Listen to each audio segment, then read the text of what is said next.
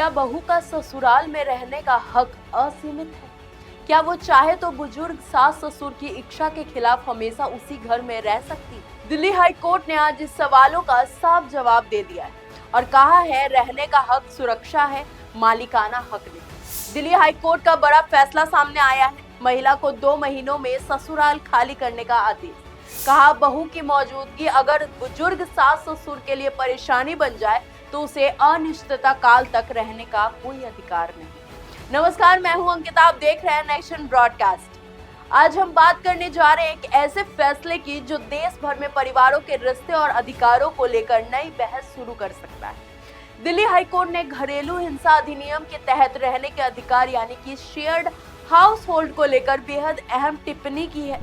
सबसे पहले बात करते हैं मामला शुरू कैसे हुआ है। एक महिला अपने पति और ससुराल वालों के साथ विवाद के बाद अदालत पहुंची। उसने कहा कि उसे घरेलू हिंसा अधिनियम के तहत ससुराल के घर में रहने का अधिकार है। निचली अदालत ने फैसला दिया कि वो महिला 2 महीनों के भीतर मकान खाली करे और उसके पति को वैकल्पिक और सम्मानजनक आवास उपलब्ध कराना होगा, साथ ही भरण पोषण भी देना होगा। महिला ने इस आदेश को दिल्ली हाई कोर्ट में चुनौती दी। हाई कोर्ट ने क्या कहा, आइए जानते हैं।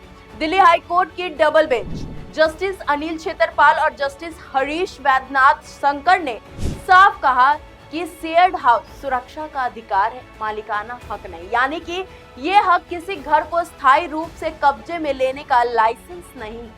दूसरा, महिला का अधिकार अनंत नहीं हो सकता। अगर उसकी मौजूदगी से सास ससुर की सेहत, शांति और गरिमा प्रभावित हो रही है तो उसे अनिश्चितता काल तक उस घर में रहने की अनुमति नहीं दी जा सकती।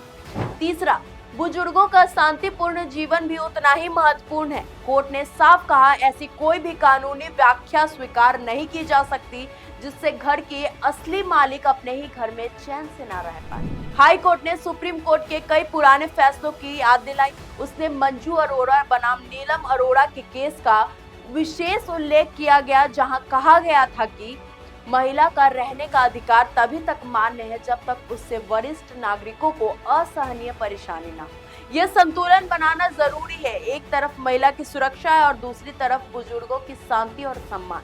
कोर्ट ने अपील खारिज की क्योंकि कोर्ट ने पाया कि बहू की मौजूदगी से सास ससुर को गंभीर मानसिक और शारीरिक तनाव हो रहा था। घर में झगड़े, तनाव और असहज माहौल बन रहा था।